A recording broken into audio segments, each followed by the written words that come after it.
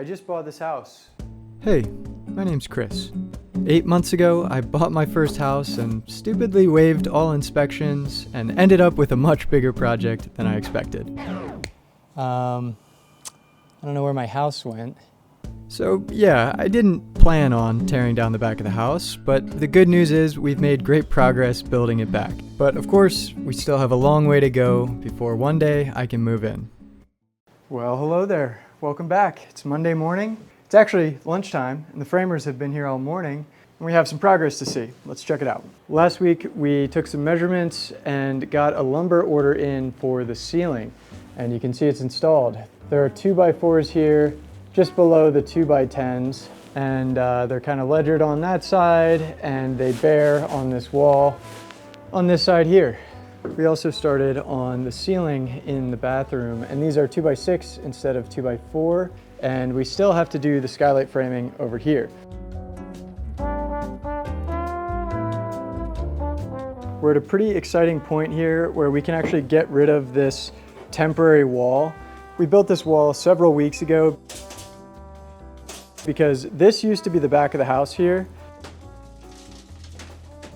and it was all brick that we had to remove. And before we could remove the brick, we had to build the temporary wall because you can see the rafters of the roof used to bear on that brick, and when the brick's out, nothing is there to support it. But now we have our new ridge beam up here, and all these rafters have hangers, so the whole roof is supported, and we can finally clear out this space. Very exciting.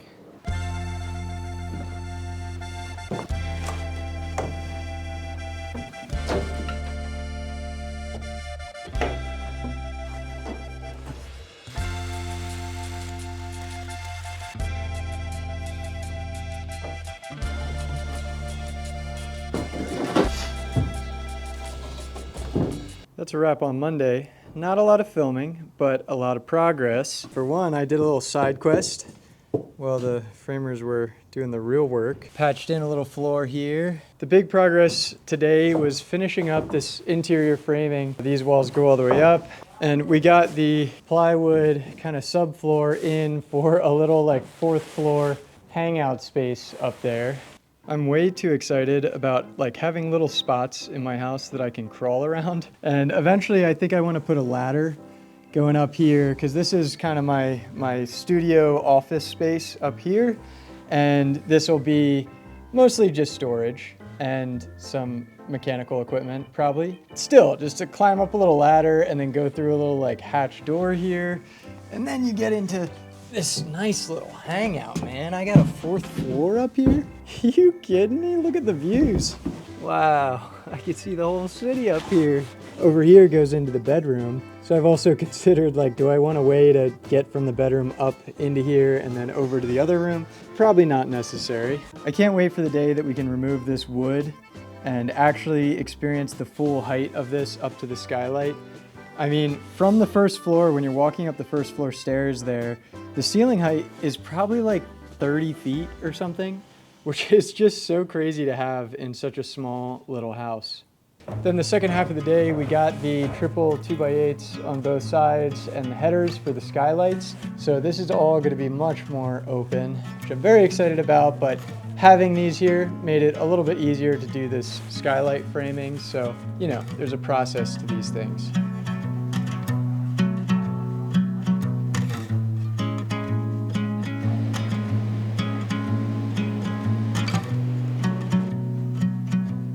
It's so nice up here early morning with how open the house is.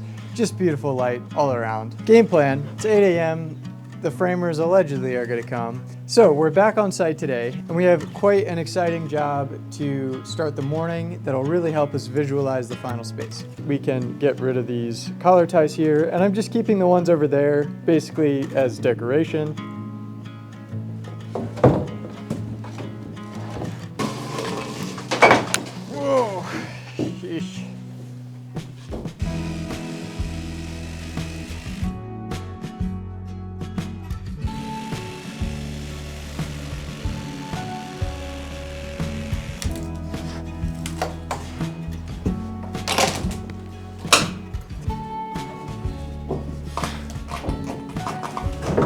Oh, geez. I think we got it.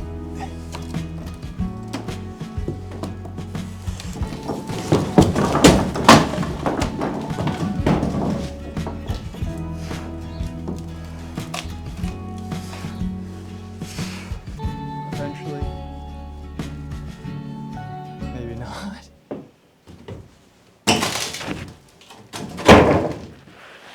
Man, these nails are stronger than you'd expect. Oh, it's like a piñata. That's how you do it, ladies and gentlemen. That's how you do it. It's just non-stop making a mess around here. Non-stop making a mess. Wow. I've been so excited to see this space opened up. You can finally get a sense for the volume of what it will be. And that's the extent of rafters there that I plan to keep. They might just look bad. I don't know. This experience coming up the stairs is so cool. Skylight right above you. Just this beautiful wide open space. So exciting. Pretty much immediately as we started unloading, a car pulled up, so we were just rushing to get this material off the truck. Just one of the challenges of a small site. Yeah, thank you, man. How's it going?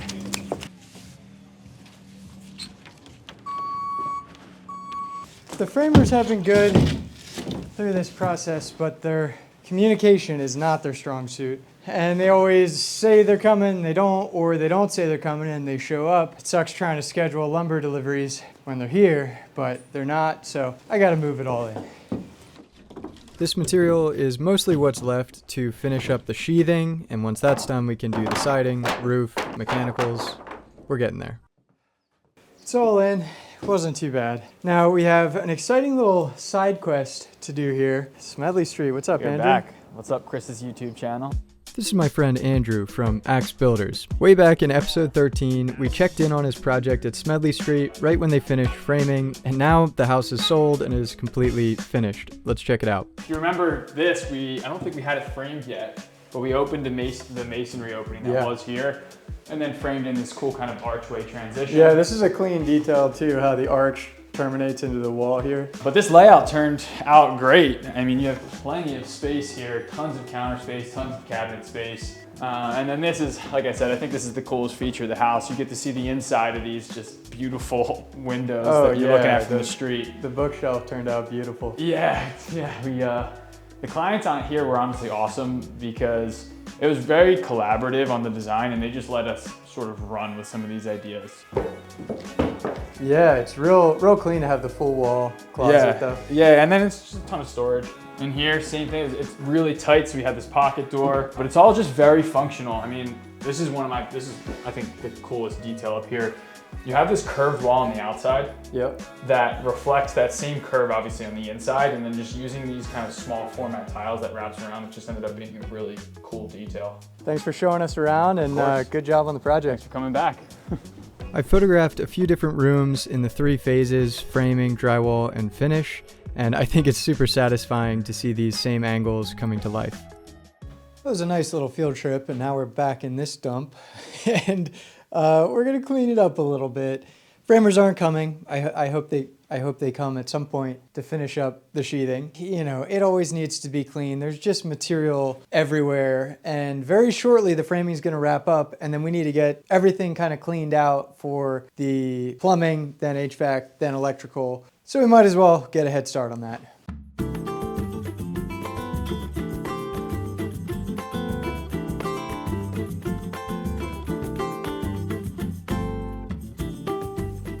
Did a whole lot of denailing back here, just like the lumber that was used for temporary bracing and stuff. Just lost my train of thought because there's a little poop on the ground. It's like, I think it's probably like a raccoon poop or something. That's crazy. And I got it on my boot. I've got roommates in here. We gotta chip off the mortar from these bricks and bring them downstairs to our good brick pile to reuse them.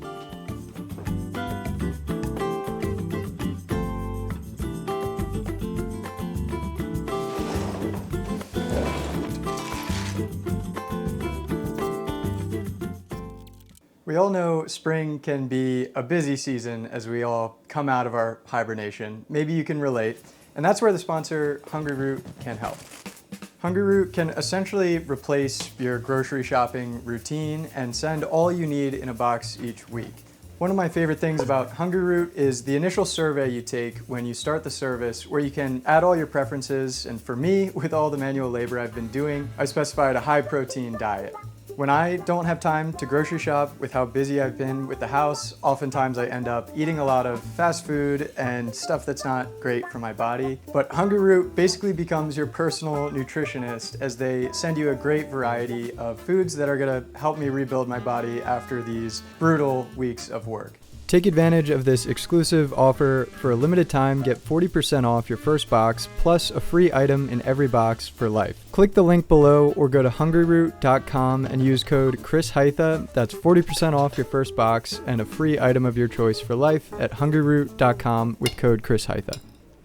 One of the big projects we have left to do that I have to do myself is the floor back here. This just wasn't in the original scope of the framer's work, so I'd have to pay extra, and I'd kind of rather do it myself. These existing joists are not great. They're notched in the middle from an old, I think, gas line for the stove, and some are termite damaged. And the trickiest thing is that the pockets that they're in, the concrete under these joist pockets, is kind of all just deteriorating, so it doesn't give the joists good support. So I think what has to be done is pouring two little, like 8-inch by 8-inch blocks of concrete, the whole length of the space, and then the joist will just sit on this new concrete block. That's the idea. So eventually we're gonna have to take up all these joists, form up concrete, pour it, then level out the floor and get the new joists and the new subfloor. But to really get started on any of this, we have to move this fridge. The Egyptians can build the pyramids. I can move a fridge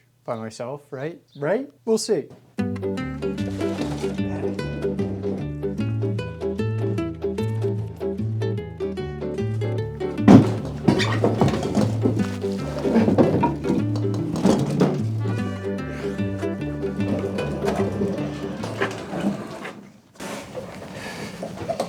That'll be the fridge's new home for now.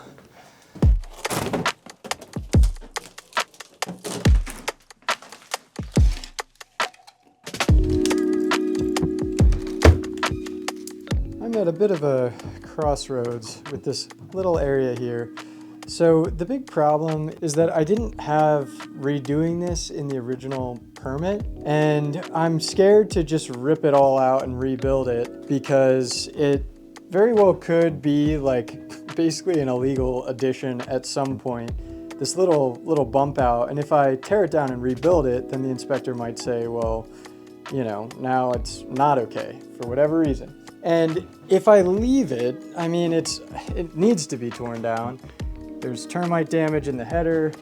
You can see the top is sagging, and all this plaster kind of just fell off because the bricks have deflected and moved, and it's taken the roof load. And you would really like to see steel up there. There's no steel, and the brick's barely sitting on the wood. So the brick's like self-supported, really not good. But honestly, what I'm thinking of doing right now is just leaving it and furring out like 2x4s for the drywall and to add some insulation, and coming back later. And there's other things in this back area, like maybe a skylight and a big door back here that's actually not in the scope of this first project. So I know I'm gonna be coming back here to do work. So yeah, I think I'm just gonna leave this kind of turd right here. And I don't know, I don't even know if the inspector will be okay with just leaving it when he sees like termite damage and not great stuff, but we'll see. We'll see what happens.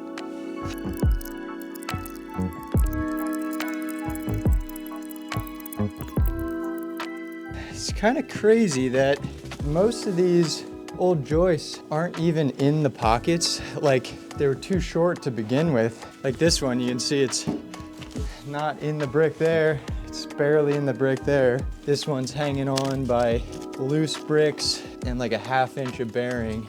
This one's sitting up on bricks. So the whole thing is not great.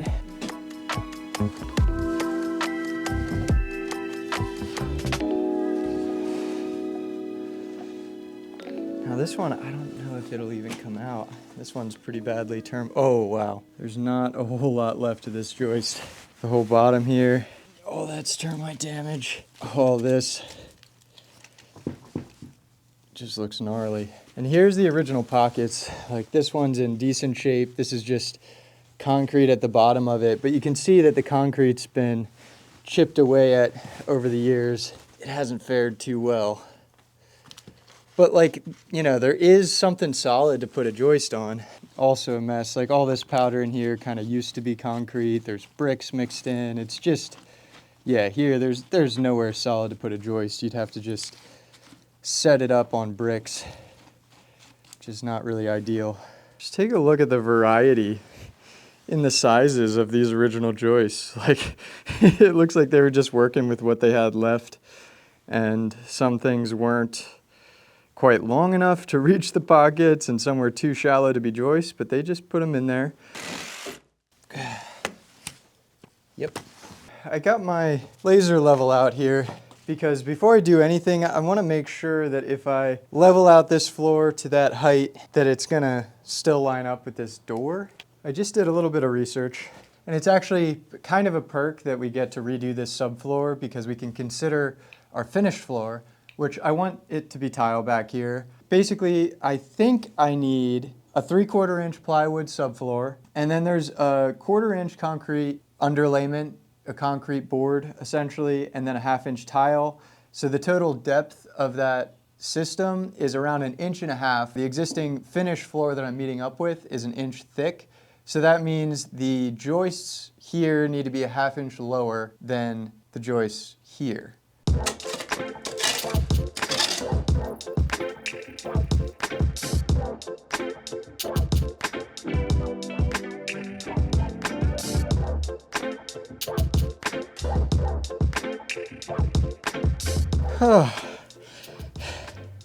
Tamping is like the best arm workout. Who needs a gym membership when you have concrete to pour?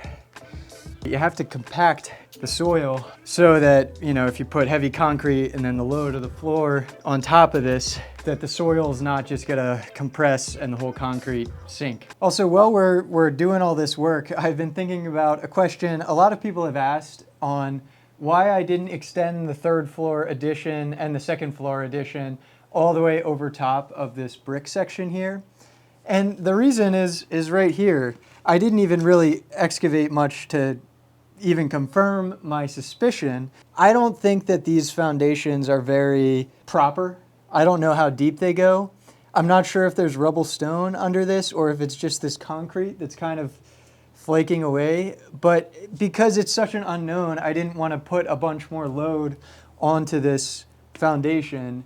And to do this all the way up to the 3rd floor, it would probably require tearing all this out and redoing all these foundations and then building it up. So it just gets very, very expensive.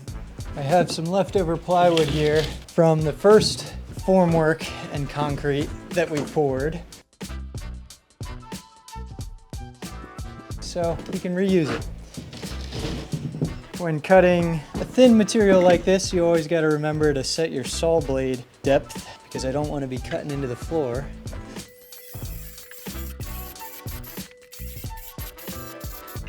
Well, definitely need a battery change. I'm going to be careful to use the factory edge at the top of this for getting a straight line for the top of the concrete, so the cuts I make aren't too important.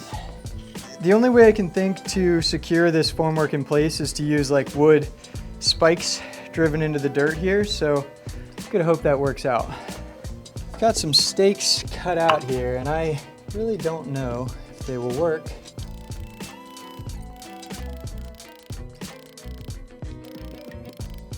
It's in there pretty good. Not exactly level, but we can fix that later. Not level, plumb. You guys called me out for that before.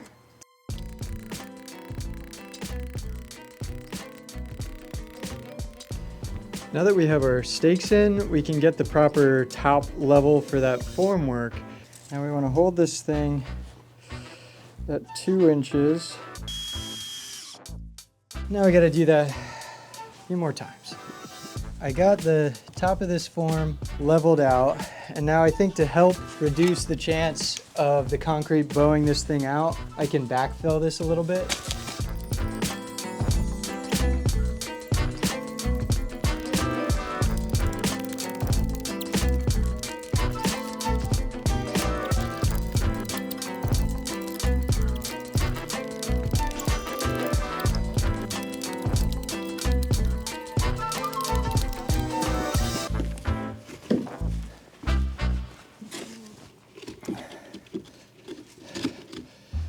We have a fun little side trip here. We're picking up some tools.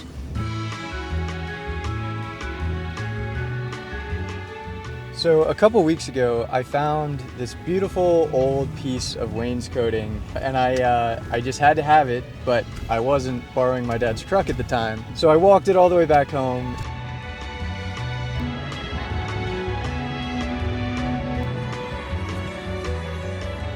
And then I desperately wanted to know where it came from and how old it was. So I tracked down the contact information of the house, or the guy that owned the house that it was sitting in front of. And I got a hold of him, and he told me it was from 1860, which is incredible because it's about the same age as the house. But then also he said he had a bunch of tools in his basement that he wanted to get rid of. Turn left onto North 19th Street, then turn right onto Fairmount Avenue. And he's a woodworker, but he's retired from that craft. And he basically offered me all his woodworking tools. And this opportunity just fell in my lap. And this guy, Michael, has been so generous. So I waited until I could borrow this truck to stop by and pick things up. It's gonna clutter up the house, but I'm excited to get stocked here.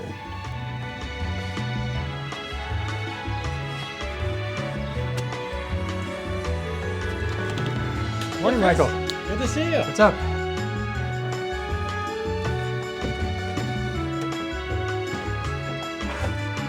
And the two-story timber section in the back was just like unsalvageable. Tiles and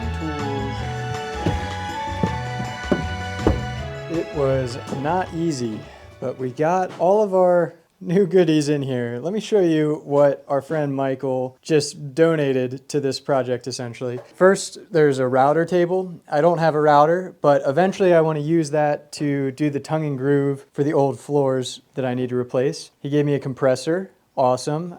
This is actually my dad's compressor, but his is exactly the same, so I can return this one to my dad and have a compressor of my own. Next, this table saw. It's like 2 or 3 times heavier than you would expect. That's the base, there's the sled thing, and the top of the table saw. And it's big, and eventually I got to put it in the basement, and then it'll live down there forever. And there's even more upstairs. I got my very own drill press. Very excited to have a drill press. I got a chop saw. There's the actual compressor he gave me. I got a tool belt, and I got a bunch of these old tiles that came from a vestibule of a house in West Philly. And I want to lay these out and see if there's enough to do my vestibule. And there's also some miscellaneous stuff, a stapler, there is a jigsaw in there, and that's about it. So I'm just so excited to have a wood shop just fall into my lap here. And I think I'm going to get great use out of it. And Michael's only request is that he wanted the tools to go to someone who could actually use them. And I got a lot of work on my hands, so I think I can use them. I think it's super cool that these are old original tiles, and I hope I can give them a new life. And I believe this is, he said it's some type of pattern that we got to figure out here and see if we have enough and if it's going to be suitable for our little vestibule area. I don't know if we're gonna keep the actual vestibule, but even just having tile to differentiate the vestibule space from the rest of the space could be kind of cool.